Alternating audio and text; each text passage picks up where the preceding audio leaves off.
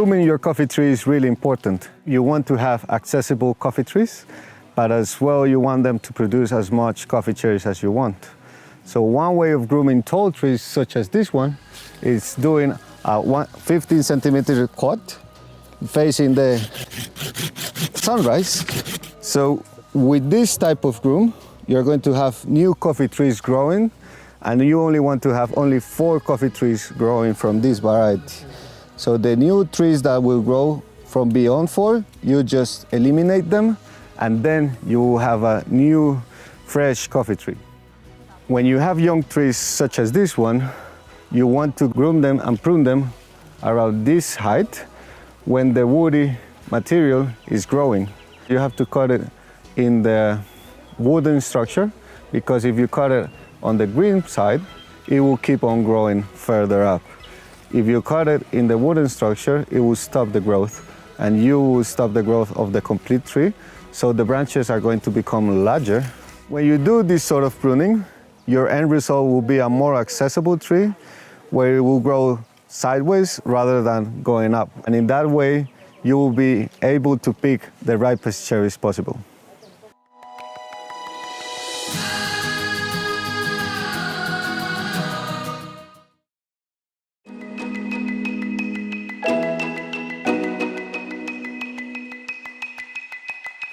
To pick coffee, it's really important the size of the tree. Sometimes access to tree is really hard.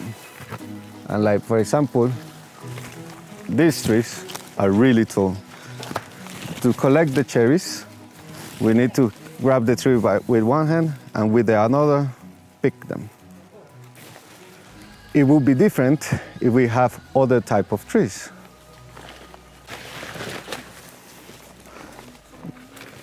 Shorter sized trees are better because they give you access to all of the cherries in an easier way. And you can use both hands to pick the ripest cherries.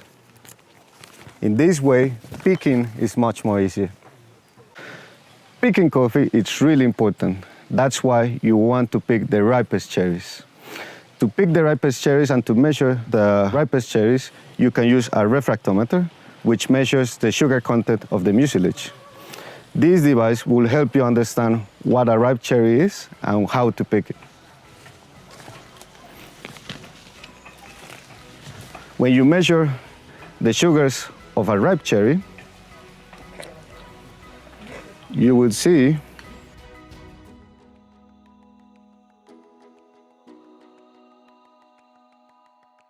that the measurement of a ripe cherry will be around 20 to 25. When you pick an underripe cherry, such as this, it's going to be really hard to pulp. It's not going to be easily pulped. When you measure the content of the sugars, it will be around 10 to 15. That's why it's really important to always pick the ripest cherries, and that will ensure the best quality possible.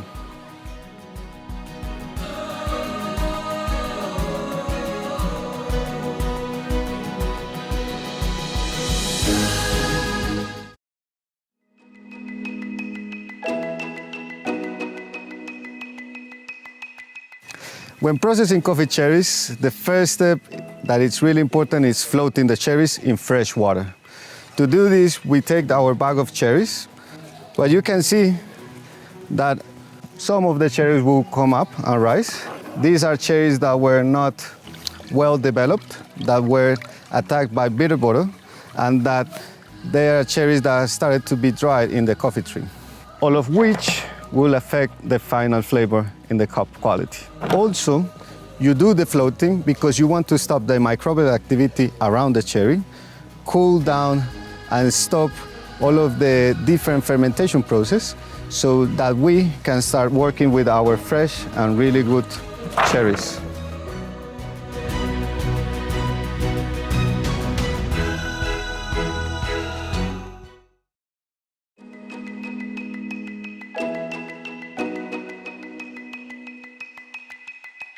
The coffee bean is the most important part of the process, and we need to understand the different parts of it.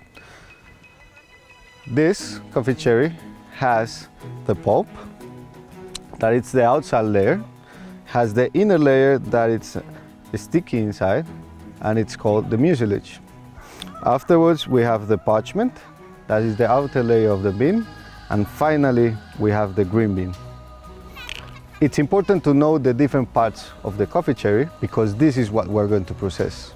In that essence, if we know the different parts of the cherry, we can then decide whether to do a natural, that is drying the coffee with all of its content, with all of the pulp.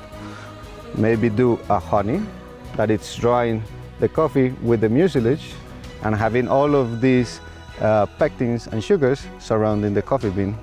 And finally, we can decide to do a washed, that it's removing all of the different parts of the coffee bean and only leaving the parchment and the green bean.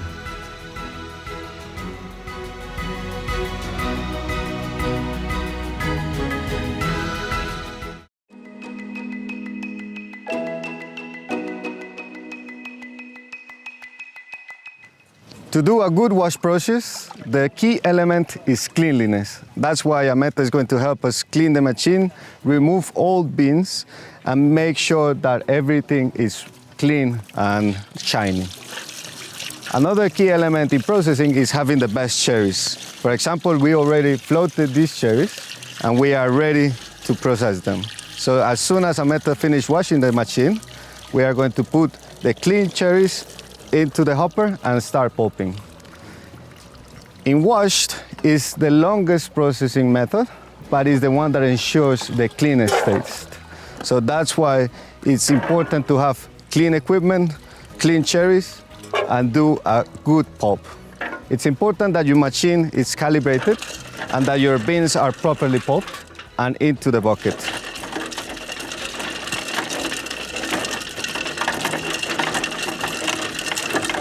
Once the pulp is finished, we're going to take all of these beans and take them to ferment. In fermentation, we want to use a clean and cool space because we want to ferment overnight as the temperature will drop.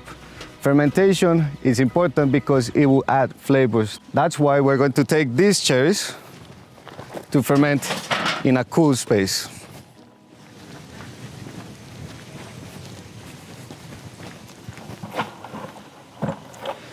For fermentation, it's really important to have it in a cool and dry space, such as this one that is really clean, as you can see, and we can check that the temperature is around 20 to 24 degrees Celsius.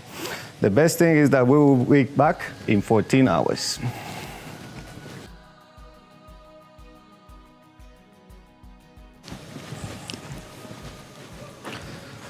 14 hours have passed and we are in a still cool and dry area. You can check the temperature and tell me how it is. We have a temperature around 20 to 24 degrees Celsius. So it's really what is really good.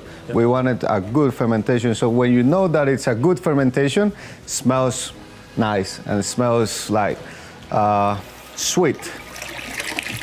Really good. When fermentation has passed fast or has been done on a really hot space, it will start to feel really harsh or really pungent. That's why cool and dry areas are the best areas to ferment.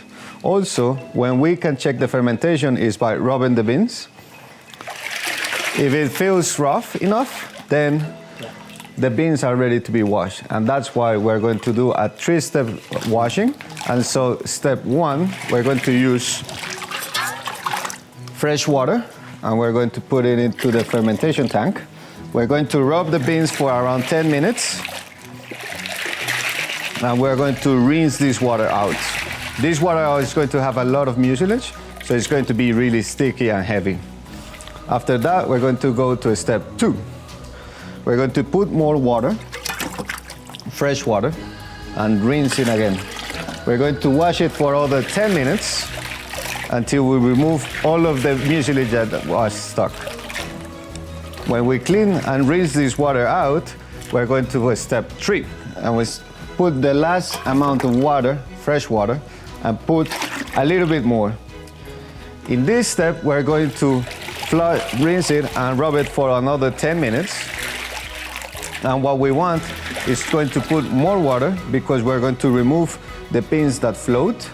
And now we're ready to rinse this water out and take it back to the drying area.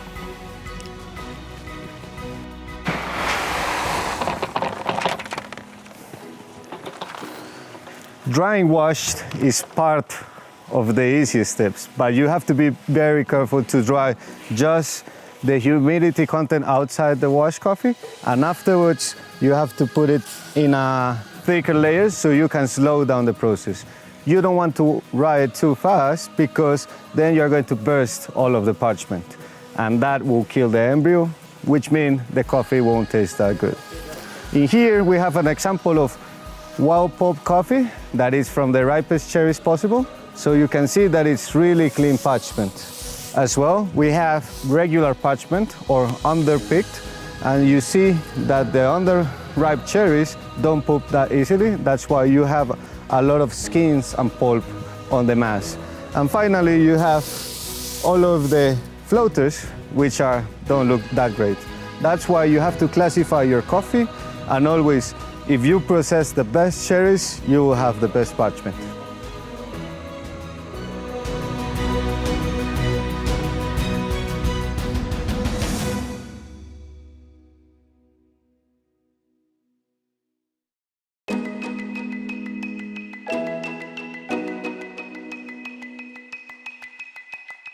To make pulp naturals, we need to make sure the key elements are covered. So cleanliness of our equipment is very important. Today we're going to use a traditional pulper that you can find in many places around the world. And we're going to use 3 sorts of coffee beans. We have underripe cherries, or not really well done picked, really well done pick. Like the cherries that we need to process should be always the best cherries, and the floaters. So as the key element is cleanliness, we're going to wash away part of the dirtiness of the machine. So Meta, can you help me?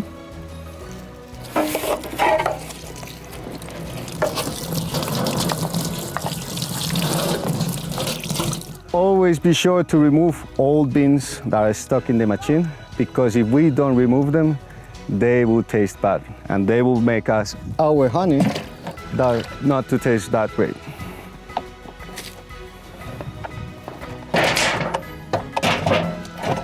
It's important to have calibrated equipment and hope that the bean is not crushed by the drum. So first, we pulp always the best cherries. We start with the best cherries because we want the machine to be clean and to pulp the best coffee beans. After we pulp the coffee beans, we're going to take them to the drying space, and that's why we call it a honey, because we're going to dry all of this mucilage on top of the parchment. So we will take these cherries and take them to the dryer. When drying a pulp natural or a honey, it's really important to even out all of the mass and put it out in the middle of the day, because we want to do a clean dry for the first 3 days. The biggest risk of drying a honey, it's over fermenting the mucilage. That's why the 3 first initial days are essential, and you have to put it to dry at the middle of the day. In that way, you take advantage of all of the sun. In here, we have a good example of a really well done honey process. As you can see, there's no crumbs and all of the beans are separate.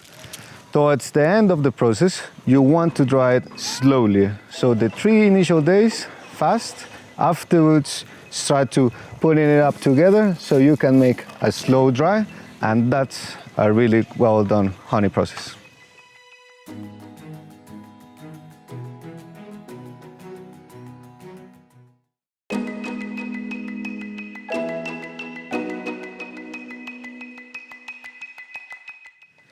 To do good naturals, you don't need too much equipment.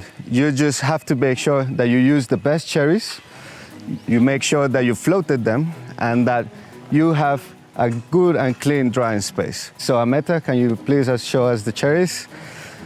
As you can see, the ripest cherries will be the best natural. Any coffee processing, you need the best cherries. To be sure to make a good natural, you should have good sunny days like today. Also, remember that you can put 12 kilograms per meter square to make the surface of the cherries go in a thin layer. And the highest risk in naturals is having mold or having a lot of humidity. So in cold weathers, in rainy days, you shouldn't start a natural process. So here you can see a natural that it's been dried really good. It's halfway through. You don't see any mold. And a good example of a finalized dry natural is this one that looks like really clean and dried raisins.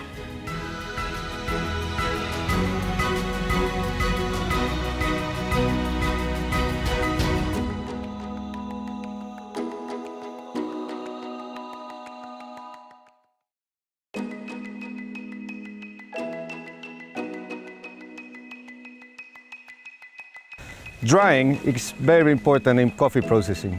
The key elements on drying are having a clean surface, hopefully having raised beds, and always make sure that your drying area is clean. In the drying different process, you need to understand that each process is different. As you can see, the honeys and the naturals need to be dried fast in the initial stages and slow towards the end. A wash, by the other hand, need to be dried slowly because you don't want to burst the parchment. As you can see, there's burst parchment because of the drying, and there's ideal drying wash coffees. You always have to make sure that you never get your coffee wet again, because if this happens, you can generate mold or over-fermented flavors to your cup. When drying coffee, it's really important to measure the humidity content. You want to dry your coffee between 10 to 12% humidity. For that, you can use a humidity meter, or you just pull a little bit of the parchment,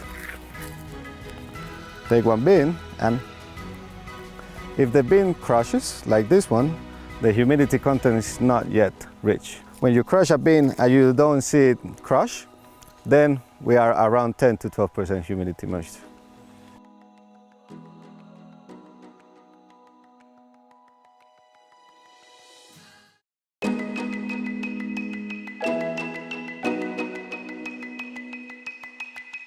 Storage is really important, and it's a key element in coffee processing. If you don't store properly your coffee, it can gain off flavors and it can get the flavors from the ambient.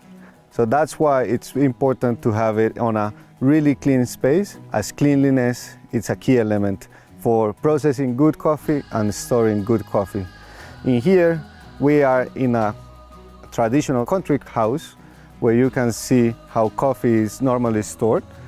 And there's some things that can be improved. We have wood fire inside the house. This smell can be passed through coffee, as well as cigarettes and all different elements such as gasoline and things that will affect the flavor of coffee. So the most important thing about storing coffee is doing it in a clean, dry space such that the coffee will taste really good even 6 months after having it stored.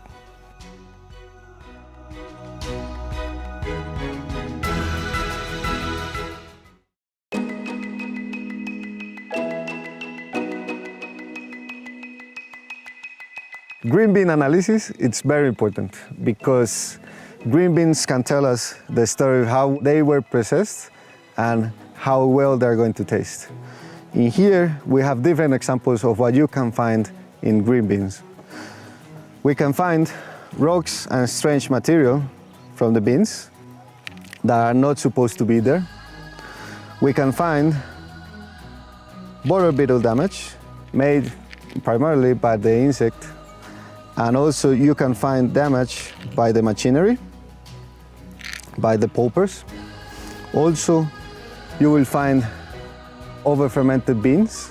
And all of these beans, you have to be able to know them, because these are the beans that you have to remove, because these are not exportable beans. In here we have beans that were processed in 2018, which are really fresh, so you can see the color. And then they start to fade as we go along the years.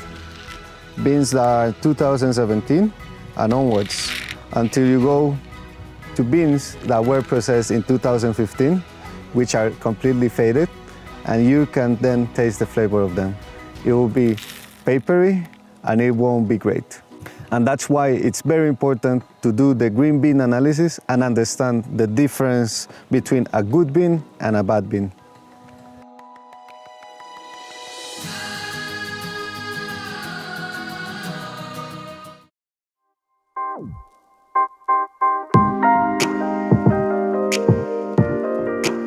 Water is very important in coffee processing. You should always use fresh and clean water to do any coffee process, floating, washing, or anything else. You never use pond water or dirty water because this will affect the cup quality of your product. With the water used in floating and in the third wash of the washing process, you can use it for irrigation or agricultural purposes. But the water from the first step of washing, it's highly contaminated, it's full of mucilage, and has highly acidic content. That's why you have to dispose it accordingly. For this water, you can spread it out in a big terrain if you don't have a septic or disposable system, such as the one that we have in the washing station here in Atzapet.